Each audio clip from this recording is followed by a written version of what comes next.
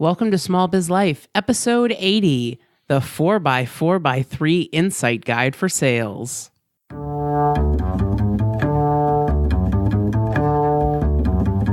Does this sound familiar? Oh my God, I have so much to do today. Don't forget to breathe. But I have almost 400 emails in my inbox and 30 phone calls to make. Have you looked into getting a virtual assistant yet? Oh, and I need to schedule all my social media posts. Did you drink anything today? I had coffee.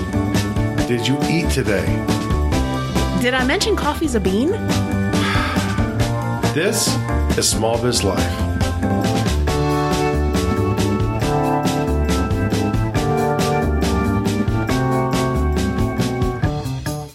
Hey guys, welcome to another exciting episode of Small Biz Life. We're so glad that you're here with us this week. Yes, we are. We've been doing a lot of work and research recently on sales funnels, and let's get into it. Yes. Oh, wait. Who are we? Yeah, so my name's Kristen Ingram. And I'm Jeffrey W. Ingram. And we are a husband and wife team of small business owners who are walking you through the journey that we call the Small Biz Life so you can cut all the crap out of your business and focus on what's really important. And let's be honest, for most people, creating sales funnels, as we're going to talk about today, is crap. A lot of people don't even like the term sales. They don't like the term marketing. But the thing is, it's an essential part of your business. And we really think it's very important that we all have a good foundation, something to sort of set us on a path to be able to do this well. Right, exactly. So, if you're a returning listener, thank you so much for being with us again this week. If you're new to the show, we welcome you. We're so glad that you're here. Don't forget to hit the subscribe button before this podcast ends, so that way you get all of our awesome content. Oh, yes. It'll be delivered right to you in the device and application of choice. Exactly. So, I think that it was important for us to do an episode on sales funnels because I think a lot of traditional businesses don't really have a sales process. They're just kind of like throwing stuff at the wall and hoping that something generates some sales. Yeah. And really what you're trying to do is just come up with a way where you consistently approach your creating a new sales approach and tweaking it to get the most out of it. And then it gives you the ability to sort of predict a little bit of how well, when you reuse it, if you reuse it, it's going to perform for you. Right. So I think a lot of times today people think of sales funnels as something for online businesses. And the whole reason that online businesses use sales funnels is because offline businesses use sales funnels before, everybody went online. That's right. Yeah. And I mean, it's really, like I said, it's this idea where you're creating a pathway so you can kind of see, each different phase of your sales funnel. How many people do you have there? And you can actually kind of predict, what percentage of those are going to convert into sales. Right. And it helps you predict your future revenue. It helps you plan for the future. It lets you know, okay, if I know that for the people who come into the top end of my funnel, I convert 3%, you can say, all right, this is how much money I want to grow this month. This is how much I want to make this month. So how many people do I need to get into the funnel at my current conversion rate in order to make those sales? And you can also sit there and go, you know what? I've just created a killer sales funnel because I know what's going on with this thing. Wow. So I'm going to take this killer sales funnel and start marketing it out and see if I can maintain these numbers, because if I can get more people into my sales funnel and I can properly serve them at the end, that, oh my goodness, I'm going to make more money. And episode 1, I think we sort of cover that profits are good. Yes. In episode 1, we said profits are important. Yes. Because you don't want to work for free. Yes. You don't want to work for free. Because that will cause stress and burnout. Yes. And we don't want that. So let's start talking about why this is valuable for you. Okay. It helps reduce stress because I think a lot of the stress that small business owners have related to sales have to do with we're just kind of trying everything. Yeah. Right. To see what works. And we kind of had that too. We sort of really softly launched something I think maybe a year and a half ago, and it just didn't resonate. So we just dropped it completely. And the thing was, and then we're like, well, I guess people aren't interested in that. We could have been wrong.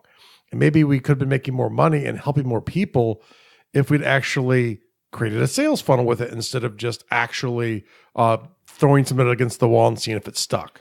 Right. So, when you put this process in place, when you're looking at your results, it gives you a process to be able to tweak the things that are not working. And so I think a lot of times, like what Jeff just said, we kind of just scrap the whole thing and we try something else. Yeah. This gives you a sales process that you can look at and say, okay, people are clicking on this, but they're dropping off at the next stage. That means I need to fix the first stage. That's right. Right? To try to get the conversions higher. Yep. You can see where you're losing people and you can play around and see if I can fix that part of it, or maybe you have to scrap it after lots of testing to see if it's not easier fix on that page, or on that step, but to get them a step further.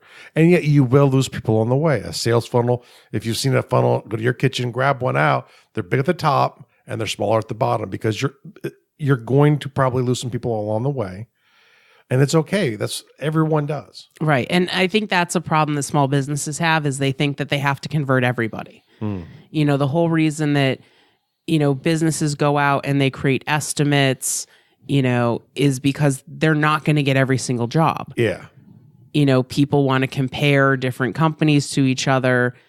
If you're in the mindset that you need to have 100% conversion, you need to step away from that because that's not how business works. Yeah. Okay. So I think that's really important.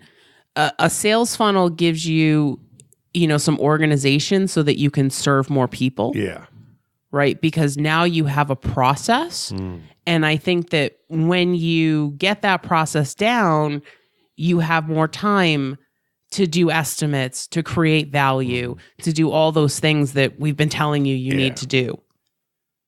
Yeah. I mean, most definitely, it's about when you get the process down, you can focus on the two most important parts for you, which is really getting them into the funnel process and then serving them at the end. Right. Getting the work done. Right. This also helps you maximize your sales revenue. And it opens up the possibility, if you want to create products that are timeless, that are evergreen, this also works really well for subscription services. And I know a lot of you are either selling online courses, you've got some sort of subscription service you offer. This is great for those. Or I mean, if you have a brick and mortar store, say you're a florist, but you're struggling today, figure out a way to work with and sell a package of flowers over the year at one time when they come in. And then you have one sales process and 4 outputs from it, 4 sales from the output. So, while you're here, do you want to just set up for the birthday and for the other special events that you want flowers for? Right, exactly. So, I think a lot of times business owners, they look at the way that we're doing online sales and they say, well, that can't work for my business. Think about Dollar Shave Club. Dollar Shave Club took a commodity that everybody went to the store for, right? They sell razors. They turned razors into a subscription service. Yes, and broke a very dominant force in Gillette. Right. I mean, they're not out of business, but Gillette way back on their heels from this huge disruption caused by a small company that came up and just a different way to do it. But they're trying to provide value in a different way to better serve their customers, and that engenders loyalty. Right. But we're seeing vitamin subscription services, yarn subscription services, cat litter subscription services, cat food and dog food subscription services. There's now a subscription service that will deliver your air filters for your heating system on a regular basis. So I have a really hard time when people tell me I can't do something like this. In fact, we were at a conference last week, and the speaker was telling us that he actually worked with a cupcake business to do a cake subscription service. So you would get a cake delivered every month. And people signed up for it. They were good cakes. And he even asked the store owner afterwards, it's like, do you think they eat 12 cakes a year? And she's like, I don't know. Maybe they give them away, but they're paying for them. Right. And what she found is that they'd give away some of their cakes, and then those people would come in to buy cakes. Yeah. And so the thing is, if you can't see one, really start thinking about what are the things that you have that you could sell that way. Kitty litter. I mean, all kinds of stuff they're trying to get people into a subscription service because they're trying to be able to even more greatly predict the revenue by saying, I have 100 people on my subscription service. I know I'm going to lose 2 a month. So I want to get at least 2 more through ads. It helps you control your budget. I mean, it's really the best way to serve people and to make your business life a lot easier. Right. So, but like I said, I mean, this works for every type of business, whether or not you have a subscription. But I'd really like you to start thinking about how you can come up with some sort of service that is giving you reoccurring revenue. Okay. Because I mean, I'll tell you, we have a subscription site, Small Biz HQ, and it's great to know that like that money is coming in month after month. Right. And, we can determine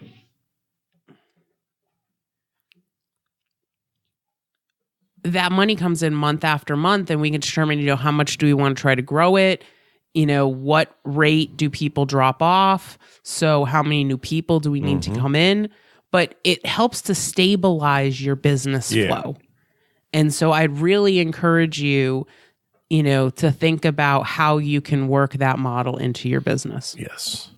And now let's get right into it. The 4x4x3 approach to sales. Wow. Yes. And I love this because it's insightful guide. Well, and the thing is, it really simplifies this for you. And so if you don't have a funnel, or if, your sales approach really isn't working, we'd really encourage you to kind of think about how you can integrate this into your process. Yep. And really, and the quick overview, it's quite simple. There are pretty much what I consider 4 phases of a sales funnel.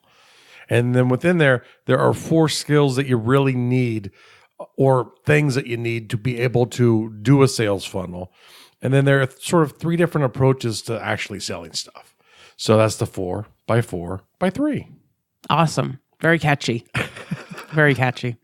So the first, we're going to go through the phases first. So if you kind of think of, if you think of a funnel, okay, like you have probably in your kitchen, these are the 4 areas of that funnel that people are going to go through when they start at the top and they work their way down to the bottom. Yep. And so what we think about is the first one will be the wide part at the top, and the last one is the thin pipe at the bottom.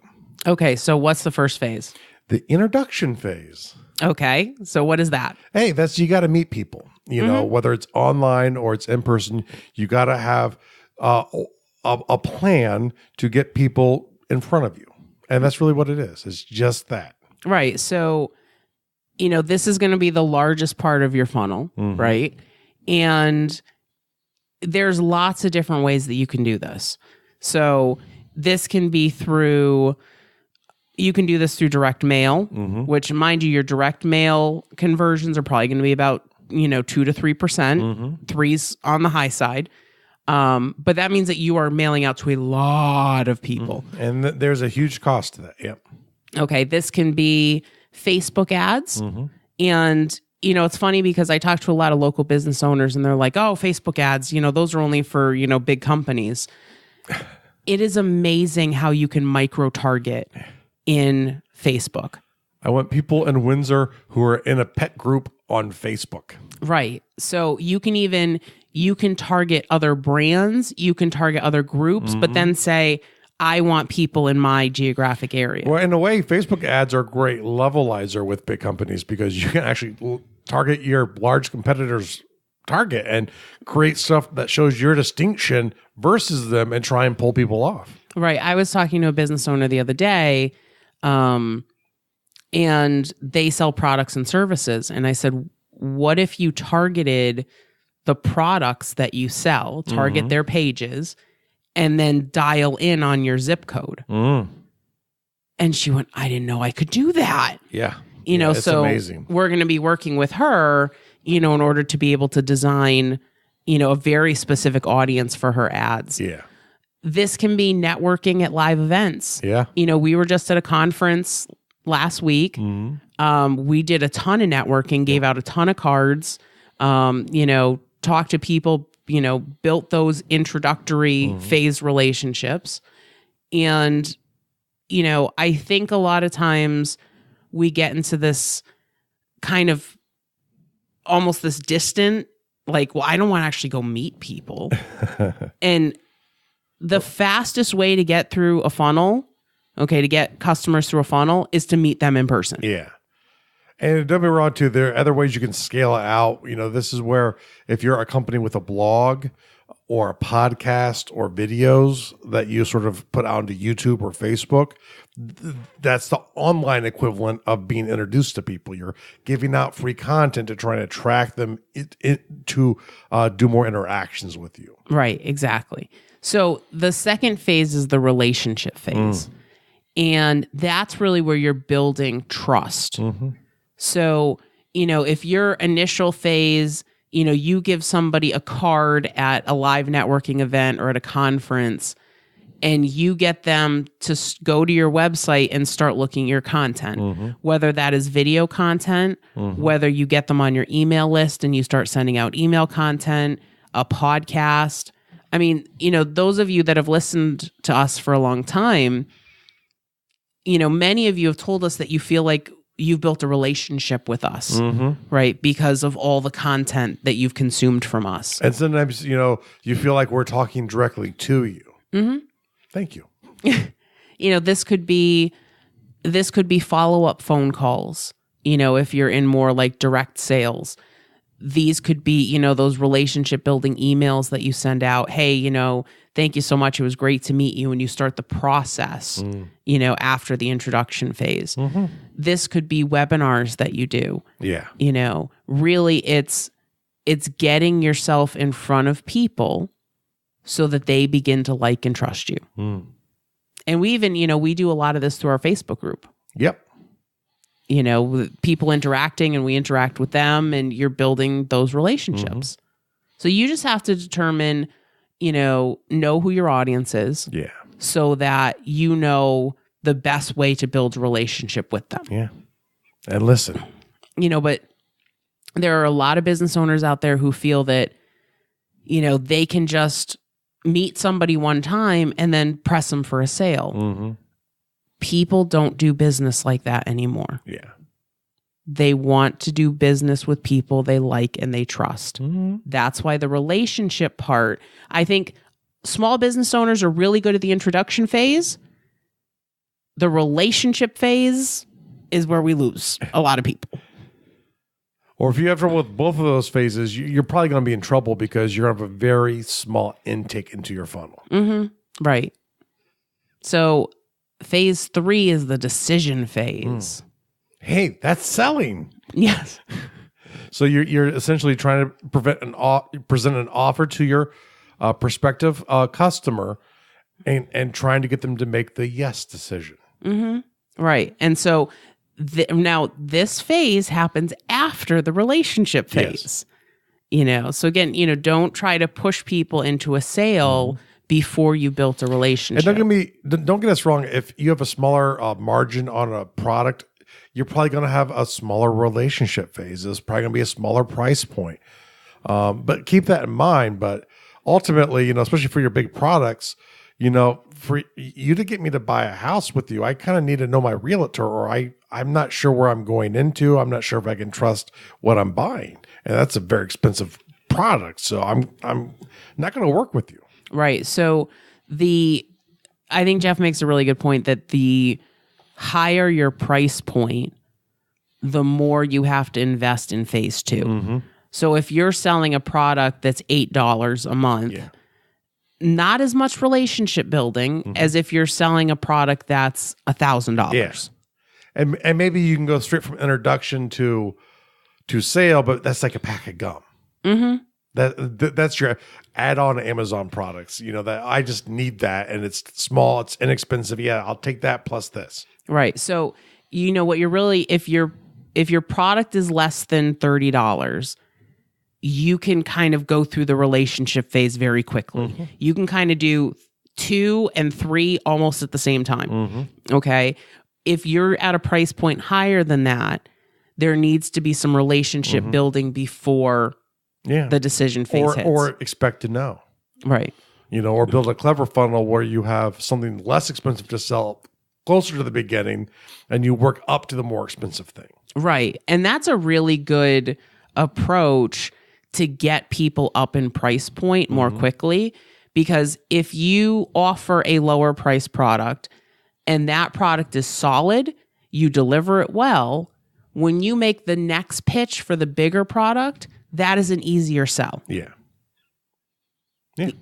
So think about, if you only have one product right now, how can you develop a lower price product and a higher price product so that you are moving people up the chain to those higher prices? And if you are one of those online businesses that has only one product, you are in severe risk of going out of business. Mm-hmm. Because if it ever loses its mojo, you have nothing else to shift to. You have nothing else to rely upon to help make up the loss of sales. So really have at least 3 products. Mm-hmm. Yeah, no, I agree. Okay, so the last phase is the service stage. This is why you went into business in the first place. And you might not call it service. I do, because I think of it as I'm providing service to people. But this is where you deliver on what you promised to sell them. Mm-hmm. Yeah. And you also try and maintain enough of a relationship so later on you possibly can get another sale from them again, because repeat customers are typically easier to sell to the second time than the first time. Right. So, it's really important. You kind of have to think of the service phase as almost, an extension of the relationship phase for the next sale. Yeah. Right. So, your business is a constant set of funnels. Mm-hmm. And when you get them to buy in to one of the funnels, you are delivering the service, having the thought in mind that you're building relationships to set them into another funnel. Yeah. Okay. Whether that's a higher price product, that could be continuing the subscription that you have. That could be, any other products that you have. Mm-hmm. You're building that relationship up even more, to keep this customer as a lifelong customer. Yeah. Most definitely. Now, as we start shifting over to the needs, you have all P's, great alliteration here, folks. First, you have to have a plan. Yeah, a plan. That's first. So is this like your sales funnel plan? Yeah. A plan for how you're going to pull it off. What do you need to do to sell this product? What is it about this product? How do you differentiate it? How do you present it to the customer? And you might have to adjust the plan along the way, but you need something to start off with so you know where you're going. Right. So, I want you to think, like, do you really have a plan for your sales? Mm-hmm. I was talking to somebody last night and they are all in development mode, right? Develop product. I'm like, okay, how are you going to sell it? Yeah. Well, we'll get to that after I develop it. And I'm like, no, this is something that you really need to be thinking about alongside the development. Yeah. Hell, you know what? If you want to wait, to develop your product, especially if it's a product you think you could do in a couple days, launch your sales funnel first and then develop the product. Because you have demand. You just need to know that you have to do the service phase. Right. Yeah. Yes. So the plan is critical. And if you don't have a plan right now, I really want you to think about those 4 phases that we talked about. And how are you going to move people? How are you going to get them into the introduction phase? And then how are you going to move them through the rest of that funnel? The next need, you need products. Duh. But, hey, Kristen and I were doing this for a couple of years before we got around to products. So, yeah, no, I think we were really good we were really good at stage 1 and 2. But he had no decision to give them. Yeah, stage 3 was really non-existent. And so we couldn't even have a stage 4 because we didn't have stage 3. One of the most insightful things that I think I got out of coaching was my coach said to me, you have people who want to give you money. Allow them to do so. Yeah. The thing is too, and a lot of times I think as business owners, we look at what we have and we're afraid because we think we need more before we can start selling to make money. But the problem is, to make more money, yes, you need more, but you need some money to be able to get to more money. It's like you said, it's a series of funnels is what a business is. And so until you start having one, you'll never get to the other ones. And you could probably pretty quickly, for most things, get to 3. What can I downsell them? What can I upsell them? That's listening to and knowing your customer. And we say products here because we think it's important to have, a low price point, a mid price point, and a high price point. However, once you have those 3, stop developing for a little bit and focus on selling those. I think authors do this. I think a lot of small businesses do this, where they just kind of go, okay, this product's done. Now let me develop the next one. And they don't actually spend time selling anything. Yep.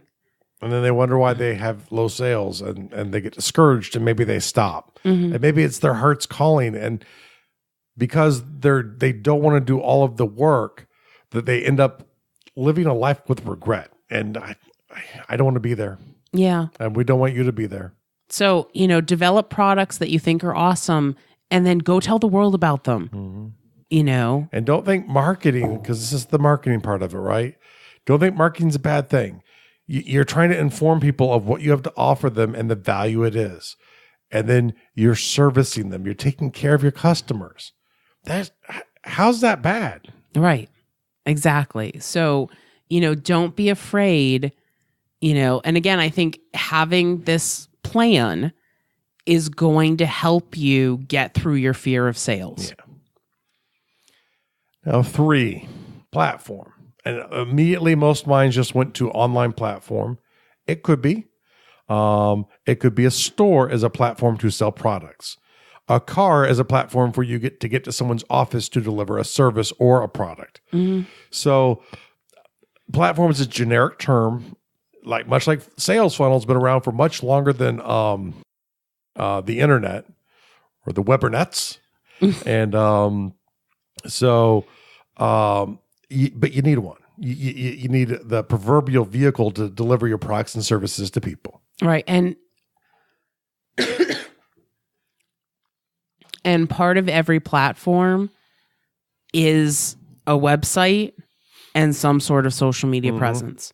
I don't care what type of business you are. You need to have those 2 things. Yeah. We have a local cupcake business, and they've kind of expanded. They started with cupcakes, but they expanded out into like a full service bakery that they put out beautiful pictures of all the cakes that they make. And that is good marketing. They had, and I actually shared this out on my personal page a couple weeks ago. They made this cupcake bouquet and it looked like flowers. Wow. But it was cupcakes. Wow. And it was absolutely beautiful. Wow. And, it's funny because you might not think of that as relationship building, but I see their stuff and I'm like, wow, their stuff is so beautiful. And the next time I need a cake, I'm going to go to that because I know their work is good. Right? That is relationship building. Yes. It can be as simple as sharing pictures, especially for the people who deliver things that have a beauty to them, that people could see the innate beauty of them. Pictures are more powerful than 1,000 words. Not just to put words next to, but sometimes pictures are all you need.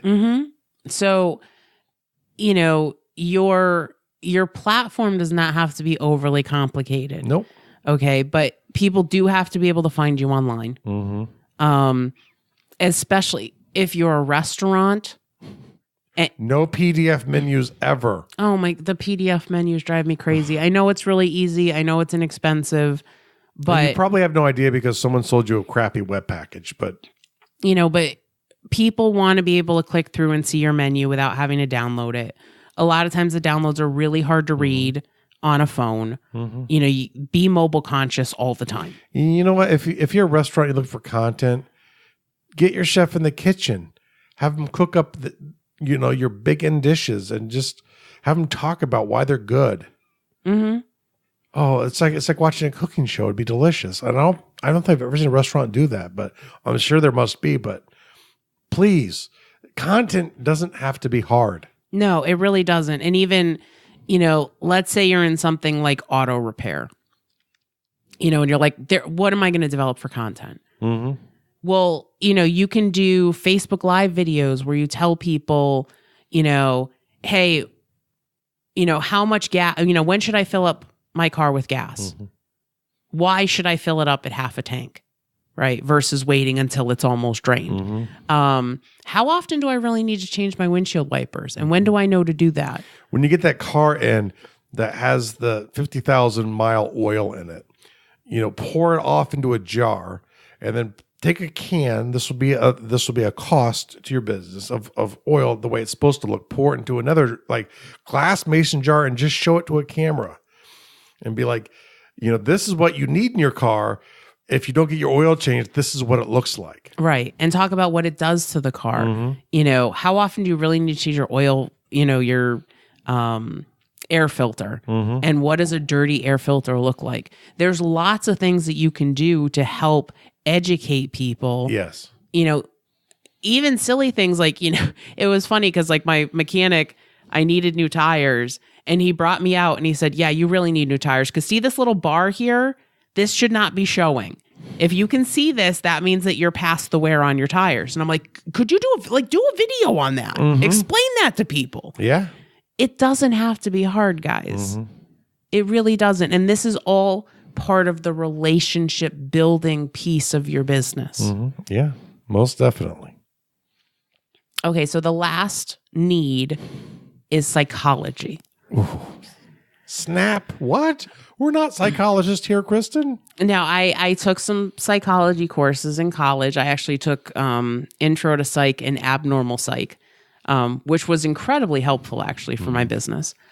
But I think we don't spend enough time focusing on what people's needs are, why they buy, why they don't buy, and what you need to do to convince them to buy. Because a lot of the sales questions have been answered for a long time. I don't think what it takes to sell people has probably changed since they figured it out. And I'm sure there are people doing tests on this every year because companies really want to know this. So you can take advantage of that. And the other thing is where your brain says, oh, no, the psychology works two ways. So, and it doesn't necessarily mean you need to go to a psychologist, but do some research on how to get over the fear. If it's really so bad that you can't get over it, you might need help. But usually these are things that just some research and maybe reading a good book or whatever can help break you through and get you through those things that are barriers in your mind to moving forward in your own business. Right. And, if you think about like the barriers that you have, right, every single one of your customers has barriers as well. And so the more you understand psychology and how to get past those barriers, the easier it will be for you to sell. That's why, like one big fear is like fear of regret, right? Oh my God, I bought this thing and I shouldn't have bought this thing. So one of the ways to get past that fear is you offer a money back guarantee. You say, listen, if 30 days, if you're not happy with this, just let us know. We'll give you your money back. That the reason that so many companies do that, or even your brick and mortars have a return policy, is to get people to buy through that fear of regret. Yeah. That's a really simple one. Yep. But it helps tremendously. But ask yourself, do you have a return policy? If not, why? Right. So that's the thing. It's like, and maybe if you have a subscription service, you say, hey, listen, in the first 30 days, If you're not happy, we'll refund your money. Even if it's a cake and they've eaten it. If they didn't like it, give them back the money for the cake, because the return the percentage of returns, if you've got a good product, are going to be so low that it's really not going to hurt your profit margin, but it will help increase your sales. Yeah, most definitely. Yep. Okay. So, and we're going to do a lot of work with psychology next month in HQ. So, if you're not an HQ subscriber, you may want to check that out because we're going to be dealing with all this stuff next month and it's going to be awesome. Yeah, just go to smallbizlife.com, click on the store, and there'll be a link right there for HQ. Go in there, check it out, see if it's worth for you. And hey, don't like it? Come, let us know in 30 days and we'll give you your money back. There you go. Now, there are 3 approaches to sales. And there's direct sales. And so there are a couple ways this happens for your brick and mortar people. These are your walk-ins. The people who come in, they open the store door, they walk in. A lot of times, a lot of those are just how you present it as they walk through the store. I'm definitely not a master of that. I've never owned a brick and mortar store. I know there's a science to it, though, of how you lay stuff out, where the different price point items go. It's very much, what you might think of as art if it was described to you, but it's really, it's psychology. But here's, one thing that you can do to increase your sales is when the person walks through the door, big, huge smile, welcome. We're so glad you're here. Is there something I can help you with? That's right.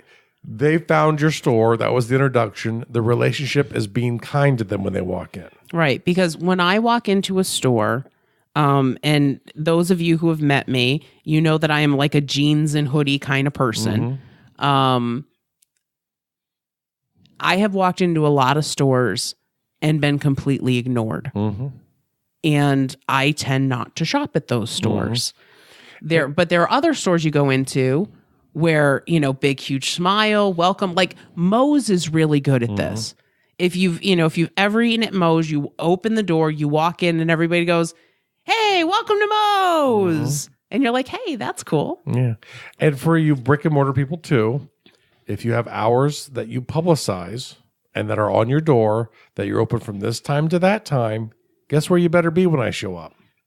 In there.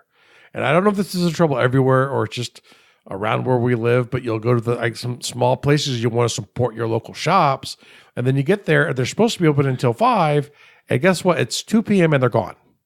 Right. And I understand that things happen. Put a sign up on the door and put something up on Facebook that says, that you're closing early today. Especially, that's one thing. Yeah. I think if you put gone on vacation, that I could understand. Or had to leave early, be back at this time, one of those be back at this time signs. Yep. I could forgive that. But it's when you walk up and it says closed and I'm like, why did I come here? I'm going to go to the big box store now. Right. And, on the other side of direct sales, you can do cold calling, you can do walk-ins, you can do like door to door, right? And businesses still do that. When businesses do door to door sales, they usually have somebody that they pay minimum wage who walks around and tries to get the appointments. And the thing is, they're going through the introduction and trying to build a relationship on the spot, not to sell. Typically, it's usually, if it's a higher price point, it's not to sell, definitely. It's usually to get you into an appointment. Sometimes if it's like magazines, it might be a direct sale thing, but the people who are doing the door-to-door they're getting paid private minimum wage, maybe a commission. Right. But if you are a business owner and you are doing door-to-door or you are doing cold calling, okay, you are wasting your time because you are too highly paid to be doing that activity. And if you're doing that, you're really probably paying yourself too much if you're making money at all, because you should be paying yourself minimum wage to do that work because you could hire some kid in high school to do it for you. Right, exactly. I mean, and that's the thing is like most of these companies, like if you think of like your window companies, all of your, siding companies and home improvement companies, they hire high school kids for minimum wage to go around and do 200-300 doors in an afternoon And maybe maybe out of the 300, maybe they get 3 people to sign up for an appointment. But the business just spent $30 to get those 3 leads. Yep. Where how much money are you making if you're cold calling? No. Yeah, it's not cost effective for an owner to do that kind of work. Right. Especially because you need a lot of calls to get conversions. You need lots of doors to get conversions. So just know that. Okay. And then online, you have the value to sale things where you start seeing those now where you get the Facebook video ads and they'll show you the great thing. I believe that's how I got my bag of holding recently. It wasn't a high price point thing, but essentially it was a video showing how great the thing was. And this is a product, not a service, but showing how great it was. And my wife was hooked in. She told me the name. The name alone sold it to me. But it was just a video ad on Facebook with her giving her the ability to buy at the end of it. So that's sort of the online equivalent. Right. And again, that works really well for your low cost subscription services. So, again, kind of go through on Facebook and look at the ads that you're seeing and then click through them, if it's something you're interested in, because I don't want you to waste people's money clicking on all their ads. But try to kind of figure out all right, are they sending me directly to a sale or is this an ad for something free to help build a relationship, and kind of look at those ads and say, is this effective? Is this something I would click on? Because you'll see a trend, you're going to see a trend that your lower price points are going to send you directly, directly to a sale. Yeah. Your higher price points, they're going to build a relationship with you first. And the next approach is networking. I love networking. We talk about this all the time, and a lot of this is really about getting and bringing people in, but it's ultimately a sale at the end. So it's like a live launch online where they'll do like a live webinar or something like that, and then at the end they try and sell you something. That is a live launch. And once again, I think you can do that depending on the price point. If you're selling me like a $2,000 course, you better have one heck of a live launch. And we have actually bought about a $2,000 course through a live launch, but it was like 4 days, 8 hours a day It was 4 hours a day. 4 hours 4 a day. days. Yeah, but it was a lot. But it did sell us, but that's what it kind of took. Anything less like a 1 hour webinar would have never sold it to us. Live events, like your seminar people, what do you call those? Not industry shows, but your wedding conventions where people go into the conventions to see wedding dresses and DJs. That's a way to do it if you're more of a traditional brick and mortar, locally focused kind of business. Yeah. But I mean, even a lot of those, you're really trying to get in front of people so that way you can start the conversation and build the relationship. Yeah. But you're typically trying to sell in there as well too. So a lot of times they will say, we can book you now if this is an emergency, but it's more of an opportunity one. Yeah. Right. And even if you're an online business, going to events and networking, like I said, we're primarily an online business. We had so much fun at High Performance Academy. We met so many people there. We gave out lots and lots of business cards. We brought the cards. Yes, bring the cards. It's very important. It blew my mind how many people did not have business cards there. But, it's talk about your business. Talk about what you do. For God's sakes, put your phone down, and interact with the people around you. Yeah. And then finally, we have what Jeffrey likes to call the value cubed launch. The value cubed? Yes, I just made that up when I was doing the show notes. But essentially, it's this idea where this is more for your higher price point things where you're trying to provide them some value in the relationship phase. Every time you're walking away from them, you're giving them something of value.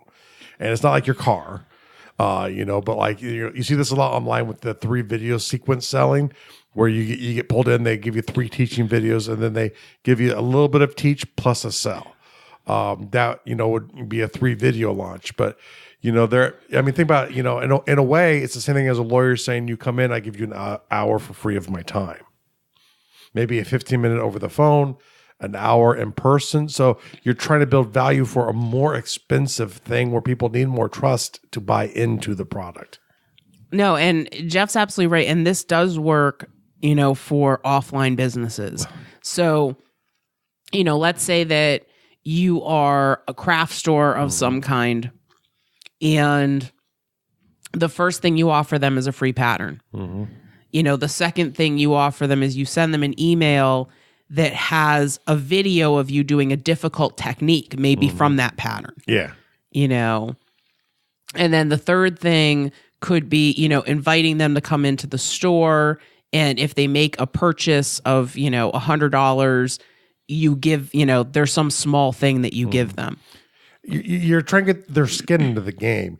And think about it, you've had this done to you in your life. 100%, I guarantee it, if you've ever bought in a car. Why do you think they want you in the car to test drive it? One, they're giving you some value to see what it would feel like with you behind the wheel. But really, they're trying to add value to you so you can see the value in their product and give them 20 to 30 to 70 grand if it's a Maserati. Right, if it's a Maserati. So, but it's funny because, how many times are like, if you come in this weekend, for your free test drive.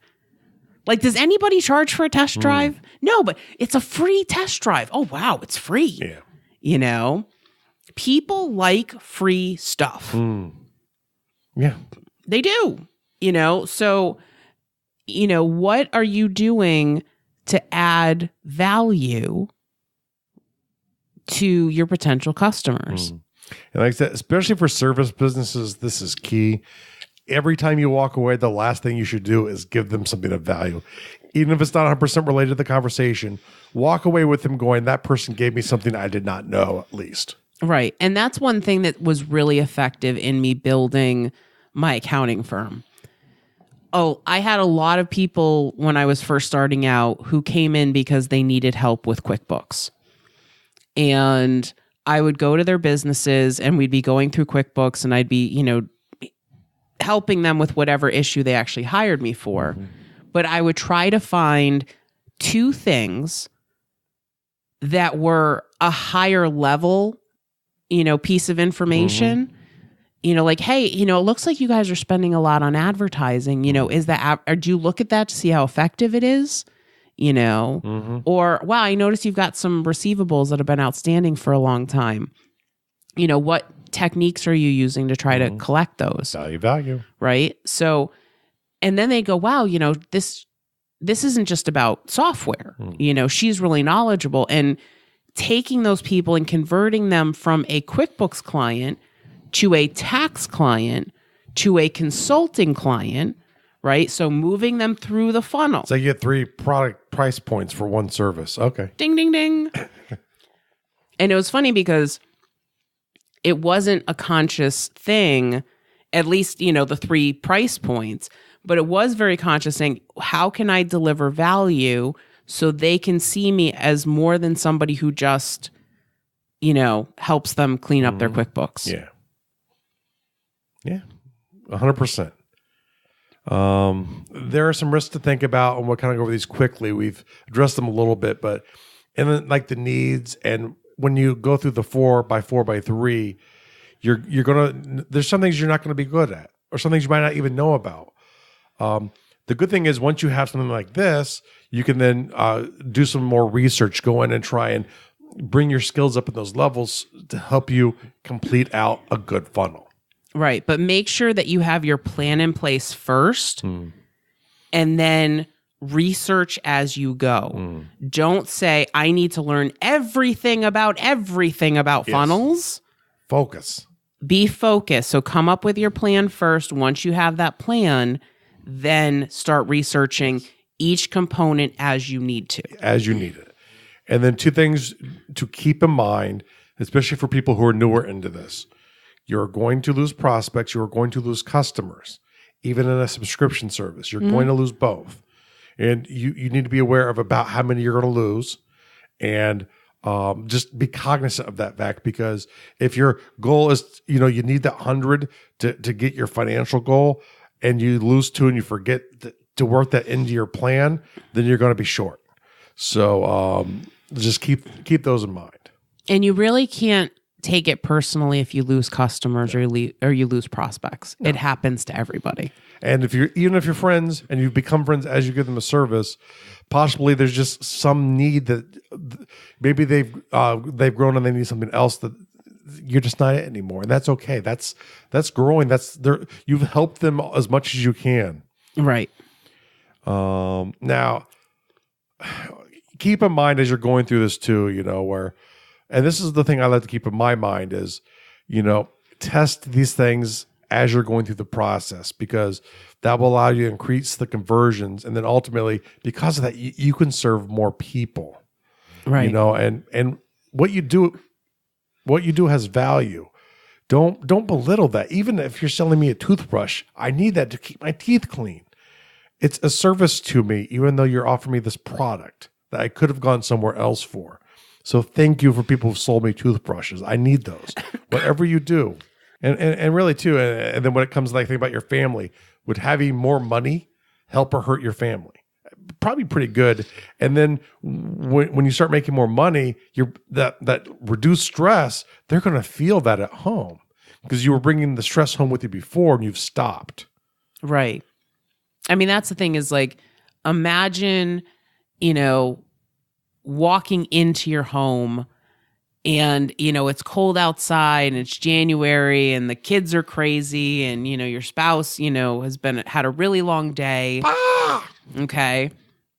And you've got this funnel, right?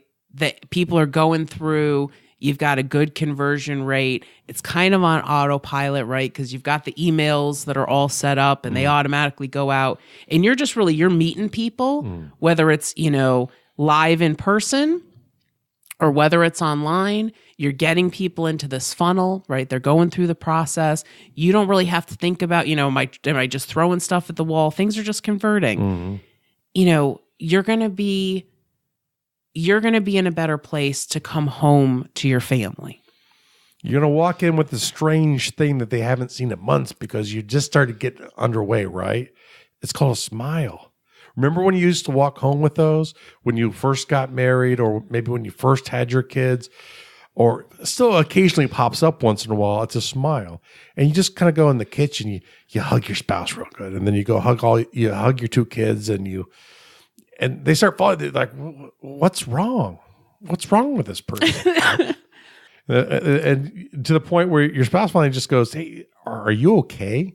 Even though you're acting good, it sometimes confuses people when you've had so much stress. You're like, no. I am awesome sauce. And then you kind of go to the kitchen and you start talking, hey, we've all been working hard. There's been a lot of stress, but, business is picking up. It's cold and it's only December. Let's go to the beach. Where do you guys want to go? And you kind of work it around and you kind of come up with the Almond Beach Resort in Belize, because who does not want to go to Belize? I wouldn't Belize in that. And you kind of go up with that. And then you sit there and after dinner, you just kind of smile and say, hey, everyone get ready. You know what? We're going to go this year. We're going to go for Christmas, but we'll do it not next week, but the week after. So get ready because we're going this Christmas. And then later on, you go talk to your spouse and you're finalizing those details and you're walking to the bedroom at night and you kind of peek in your kid's room and finally that little Billy is sitting there at his desk. He's trying to get things done so he can go on vacation. He's finally doing that homework that he didn't because he's trying to get to go with you on vacation. Wouldn't that be a good day? I want to go there even without Billy. I know. Well, yeah, no, I'm ready to go. I heard Belize and I was ready to go. But, it's funny because I think a lot of times we think about these things that, we're going to add to our business and, it's just another thing. Mm-hmm. But, think about automating this process and then think about that story that Jeff just told. Focus on the possibility, not the, it's something else. Mm-hmm. And really, even if your job is just a way to get financial money so your family can get to the goals that you want them to, when you think about it that way, you really have them. So focus on your 4x4x3 approach to sales. go to smallbizlife.com, visit the show notes for this episode, and we'll have them all listed right there for you. But just start going through and saying, what am I missing? What am I not good at? What do I need to get better at? And you know what? If you don't know how, that's okay. But now you have an idea of what to search for. Like, I need someone who can help me with this. I need someone who can help me with that. And there are lots of really brilliant people who will help you. Mm-hmm. Including us. So thank you so much for being with us again this week. We hope that you got a lot of value out of this episode. We had a lot of fun. And if you have any questions about this episode, the best way to get in touch with us and start the conversation is in our Facebook group. Yes, go to our Facebook group. At facebook.com/groups/smallbizlife. Because this group we put together so well that it'll probably be answered before we even see it. Yep. So great group. Go to facebook.com/groups/smallbizlife and join. Great. And we'll see you next week. This was Small Biz Life.